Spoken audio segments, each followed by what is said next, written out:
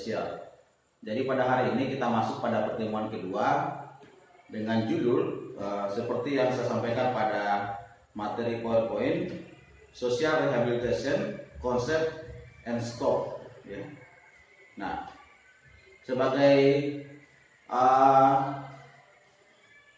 ringkasan materi atau pendahuluan hari ini, saya sampaikan pada PowerPoint itu, saya membagi hari ini terdiri atas 5 bagian ya. Ada 5 bagian atau VO poinnya untuk pertemuan pada hari ini. Yang pertama ada definition ya, tentu definisi. Kemudian ada objektif atau tujuan. Kemudian yang ketiga ada scope atau ruang lingkup. Kemudian ada konsep, serta yang terakhir ada kita akan menyinggung sedikit mengenai Islamic perspektif atau sudut pandang dari Islam itu sendiri. Baiklah, kita mulai saja. Sebagai pendahuluan atau definisi, di definisi ini sesungguhnya kalau kita lihat kata rehabilitation itu berasal dari 2 suku kata ya. Ada re, kemudian ada rehabilitation. Jadi re itu diartikan sebagai kembali ya, kalau secara literal. Kemudian rehabilitation itu kemampuan ya. Jadi kalau didefinisikan secara sederhana, di situ ada re itu kembali, kemudian rehabilitation itu kemampuan, artinya kita mengembalikan kemampuan yang ada pada suatu individu atau kelompok masyarakat tertentu. Nah, kita kutip dari definisi Oxford Dictionary, dikatakan bahwa ketika kita membicarakan rehabilitation, itu yang dimaksud adalah tindakan untuk mengembalikan seseorang pada kondisi kesehatannya seperti dahulu atau di kehidupan normal ya, atau di kehidupan normal melalui pelatihan atau terapi setelah dia keluar dari penjara, kemudian mengalami adiksi atau menderita penyakit-penyakit tertentu. Nah, kemudian yang kedua, kita ada pembahasan mengenai social rehabilitation ya. Jadi sini ada penambahan kata sosial. Jadi social rehabilitation ini biasanya digunakan terhadap orang-orang yang diasingkan secara sosial ya. Jadi dia ada akses sosial yang tidak bisa dijangkau, sehingga diperlukan partisipasi untuk berinteraksi di masyarakat melalui penguatan sosial interaksi atau peningkatan kapasitasnya. Ditambah lagi, kita membutuhkan suatu metode untuk mendukung yang bersangkutan dalam jangka panjang sehingga dia kembali dapat bekerja seperti kehidupan normal atau masyarakat normal pada umumnya. Nah, yang berikutnya di situ saya menggarisbawahi bahwa ada kata social rehabilitation ditambah rehabilitasi psikologi. Ini maksudnya ketika kita melakukan track referensi atau literatur, di beberapa referensi itu sesungguhnya social rehabilitation itu disamakan atau kurang lebih sama maknanya dengan rehabilitation psikologi ya. Jadi orang-orang yang melakukan terapi tersebut disebut rehabilitasi psikologis, sedangkan tindakannya disebut sebagai rehabilitasi psikologi ya. Seperti itu kurang lebih. Jadi kita melihat dalam konteks besarnya, ketika kita membicarakan rehabilitasi sosial, sesungguhnya itu ada upaya kita ya. Kalau yang kelompok sasarannya itu orang-orang yang terdiskriminasi atau orang-orang yang tidak memiliki akses terhadap lingkungan sosial, kita upayakan dia kembali ke kehidupan normal seperti dulu sehingga bisa mengakses lingkungan sosial seperti sedia kala. Ya, itu sebagai pengantar saja pendahuluan definisi. Kita lanjutkan pembahasannya. Nah, setelah itu yang perlu kita bicarakan sesungguhnya tujuan rehabilitasi sosial itu untuk apa sih? Ya, tujuan kita melakukan rehabilitasi sosial tentu saja di situ ada upaya kita untuk mengembalikan ke kehidupan normal orang-orang yang memiliki keterbatasan dengan memberikan dukungan-dukungan dan peningkatan-peningkatan kemampuan sehingga yang bersangkutan itu bisa kembali beraktivitas seperti sedia kala. Nah, dari tujuan kita lihat bahwa pada saat kita ingin membahas lebih jauh atau mempelajari tentang rehabilitasi sosial ini, kita tidak akan melepaskan dari beberapa perpaduan bidang ilmu atau ruang lingkup ya. Kita lihat di sini ada psikologi, kemudian yang kedua ada sosiologi, yang ketiga ada antropologi, kemudian yang keempat ada public health atau kesehatan masyarakat, yang kelima tentu saja ada tauhid ya, tentu saja kita sebagai orang beriman percaya bahwa segala sesuatunya diatur oleh Allah Subhanahu wa taala. Segala sesuatunya diatur oleh keesaannya. Kemudian ada ilmu kedokteran, dan yang terakhir ada pengembangan masyarakat atau social development lain yang kira-kira relevan dengan pembahasan kita pada hari ini. Nah, untuk itu kita perlu melihat dari konsep ya. Kita akan uraikan konsepnya ini sehingga pembahasan kita pada hari ini lebih spesifik ya.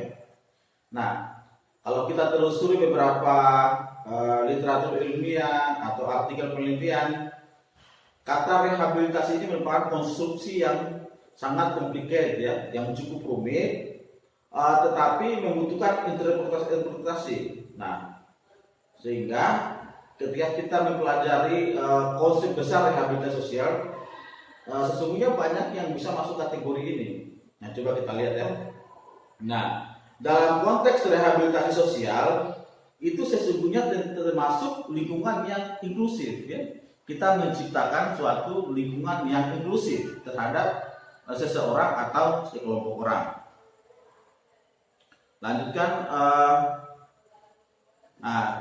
Sehingga konsep lain juga yang menyatakan bahwa ada juga suatu alternatif konsep yang menceritakan bahwa semua itu terkait juga dengan penyediaan layanan kesehatan dan layanan sosial ya. Dan dipengaruhi juga cultural standpoint ya. Jadi ada unsur budaya juga di situ sehingga masyarakat bisa menerima, ada unsur norma yang mempengaruhi sehingga seorang bisa berinteraksi dengan lingkungan sosial yang dimaksud. Nah, untuk mendalami lebih jauh, kita perlu melihat suatu social model of disability in social care. Nah, itu kita harus pahami dengan baik ya, sehingga kita tidak bias dalam mengartikan pembahasan kita kali ini. Nah, saya ingin menunjukkan suatu model the social model of disability. Nah, kita lihat di situ bahwa ada masalah-masalah yang dialami. Kita sebut saja kalau di kedokteran itu sebutnya pasien ya. Kalau misalnya kita di bidang bimbingan konseling itu kita sebutnya klien. Kalau orang psikologi sebutnya klien, orang-orang konselor sebutnya klien ya. Atau secara umum mungkin kita katakan sebagai penderita masalah sosial ya, atau PMS. Jadi ini harus dibedakan antara PMS yang dimaksud dalam konsep rehabilitasi sosial, atau ada juga PMS yang untuk penyakit, kan ada penyakit menular seksual ya, itu berbeda ya, tidak boleh disamakan. Nah, di situ kita lihat bahwa banyak aspek yang menjadi faktor-faktor yang menghambat akses seseorang itu untuk berinteraksi secara sosial ya. Yang pertama mungkin kita bisa lihat apakah dia terisolasi ya, apakah keluarganya terisolasi secara sosial, apakah kemudian dia mengalami diskriminasi, apakah dia kemudian membutuhkan sekolah khusus ya, apakah mungkin dia membutuhkan lift ya, atau lift untuk naik tangga, dia tidak bisa mengakses tangga kalau misalnya mengalami disability tertentu. Nah, ataukah mungkin dia memiliki bangunan rumah yang buruk dan seterusnya. Nah, itu konsep social model of disability. Namun ada juga yang perlu kita ketahui, ada konsep the medical model of disability. Nah, the medical model of disability ini, misalnya, apakah dia punya rumah tempat tinggal ya seperti itu, rumah untuk tinggal seperti itu. Apakah dia membutuhkan bantuan atau perawatan ya gitu ya. Apakah dia membutuhkan pengobatan? Oh, dia tidak dapat melihat atau mendengar. Apakah dia tidak dapat berjalan dan seterusnya ya, seperti itu.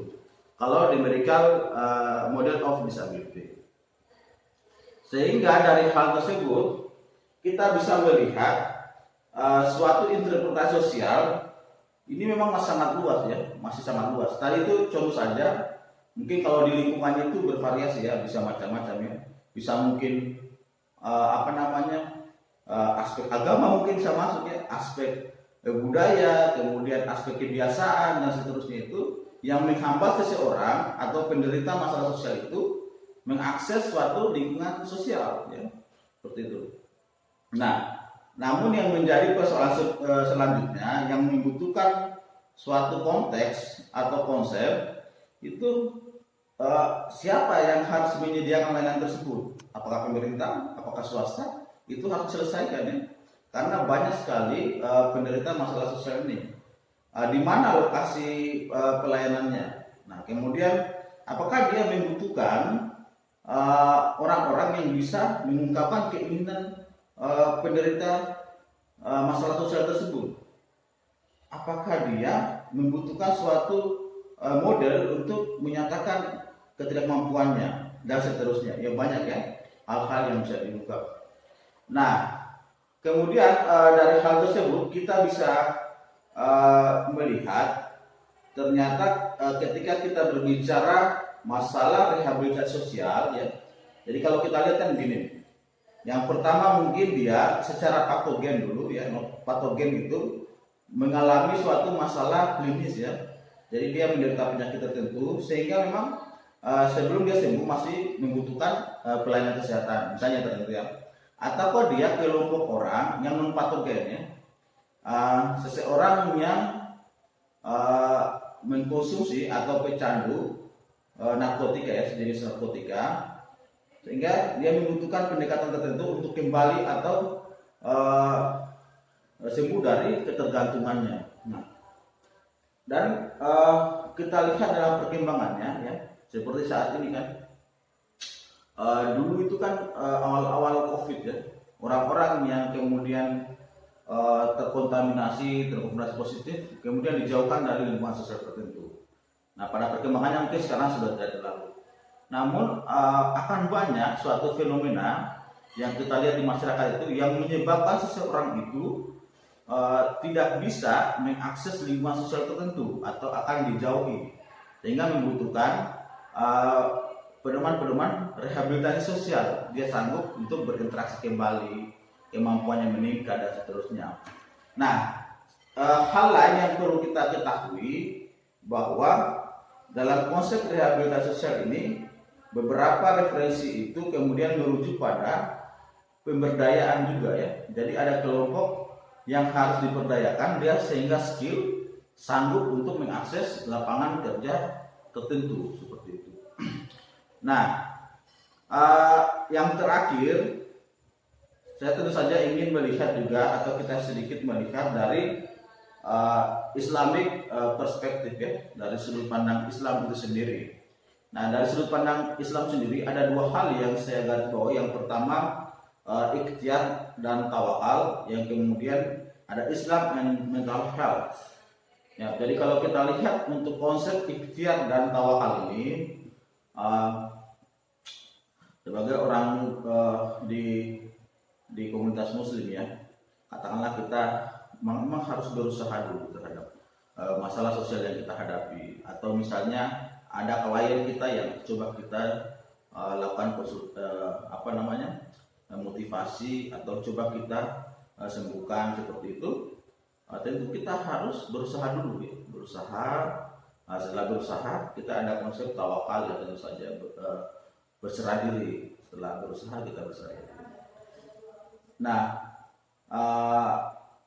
dalam konsep ini juga akan kita kenal bahwa Allah itu tidak akan mungkin menguji hambanya di luar kemampuannya. Jadi tetap kita ada konsep ikhtiar dan tawakal. Kemudian yang kedua, Islam dan mental health ini cukup menarik ya. Kalau kita melakukan tracing jurnal itu yang terbaru atau beberapa pemikiran-pemikiran tentang psikoterapi, memang sangat terkait erat ya. Orang-orang yang kemudian mendekatkan diri kepada agama, itu akan baik untuk kesehatan mentalnya. Nah, di referensi ini saya cantumkan juga bahwa peran agama sangat penting untuk mempercepat proses pemulihan dalam upaya rehabilitasi sosial yang kita lakukan. Ya, saya kira untuk pengantar materi saya cukupkan hari ini. Kita akan berdiskusi ya di hari Jumat pagi untuk pendalaman tentang beberapa tadi ya poin-poin yang saya sampaikan itu, sehingga kita mendapatkan pemahaman yang komprehensif. Terima kasih banyak ya. Sampai jumpa besok. Wabillahi taufiq wal hidayah. Wassalamualaikum warahmatullahi wabarakatuh.